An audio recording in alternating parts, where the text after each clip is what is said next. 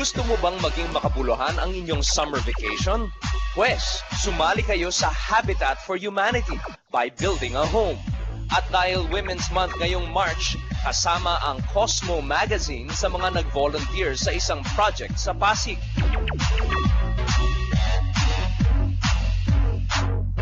Yung mga babae, meron silang power na tumulong. Tapos lagi namin sinasabi na yung women, they're fun and fearless. Tapos part ng pagiging fearless ay yung makihalubilo, makilahok, at gumawa ng stand.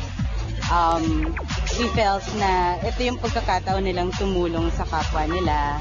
In this way, magagawa din nila to in other aspects of their lives. Paano nila i-spend yung summer nila na hindi naman puro beach lang, diba? So, gumawa kami ng activity with Habitat for Humanity. Mga biktima ng bagyo ang mga tinutulungan dito sa Pasig ng Habitat for Humanity. Today we have about 40 volunteers all building homes for the people of Pasig. We're really happy that they've come to help us.